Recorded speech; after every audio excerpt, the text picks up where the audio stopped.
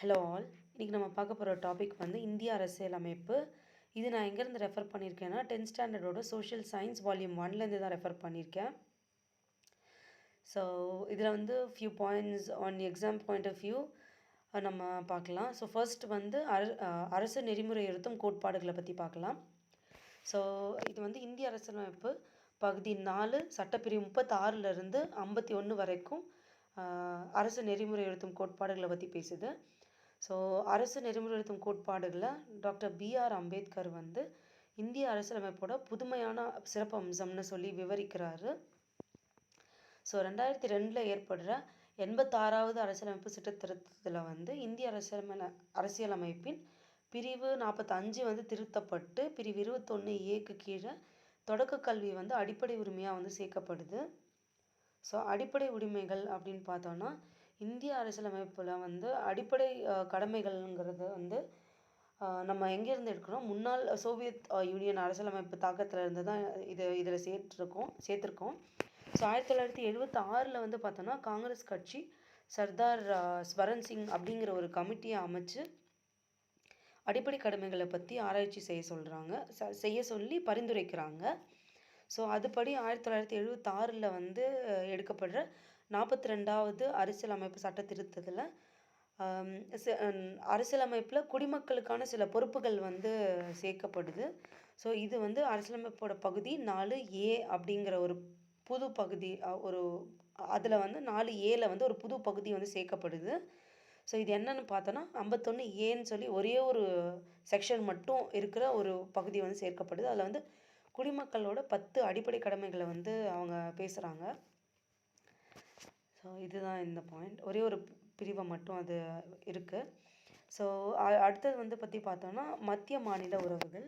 So மத்திய மாநில உறவுகளை பற்றி பார்த்தோன்னா இந்திய அரசு வந்து ஒரு கூட்டாட்சி முறை அமைஞ்சிருக்கிறதுனால மத்திய மாநில அரசுகளுக்கு இடையே இருக்கிற அதிகாரங்களை வந்து அரசியலமைப்பு எப்படி பிரித்து கொடுக்குது அப்படிங்கிறத வந்து நம்ம பார்க்கலாம்.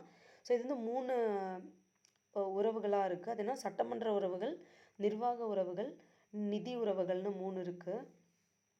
ஸோ சட்டமன்ற உறவுகளை பற்றி பார்த்தோன்னா மத்திய நாடாளுமன்றம் இந்தியா முழுக்க இல்லைனா இந்தியாவில் எந்த பகுதியிலையும் சட்டமேற்றதுக்கான அதிகாரம் வந்து அவங்களுக்கு இருக்குது.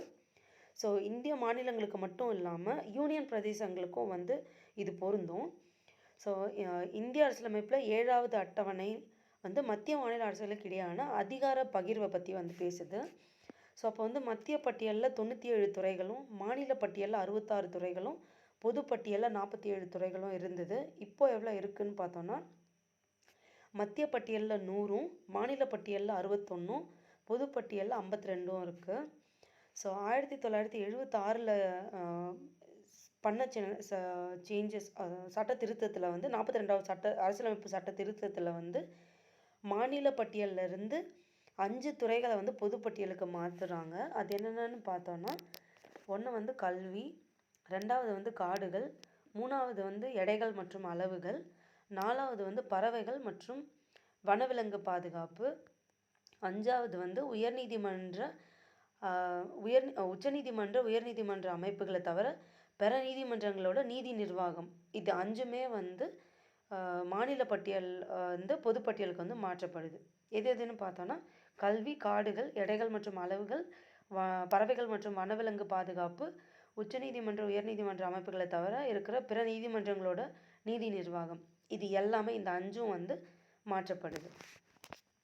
ஸோ 1969 வந்து மத்திய மாநில அரசுகளோட உறவு வந்து எப்படி இருக்குதுன்னு சொல்லி முழுவதுமாக ரிசர்ச் பண்ணுறதுக்காக தமிழக அரசு வந்து டாக்டர் P.V. ராஜமன்னார் அவரோட தலைமைக்கு கீழே வந்து 3 பேர் இருக்கிற ஒரு குழுவை வந்து நியமிக்குது.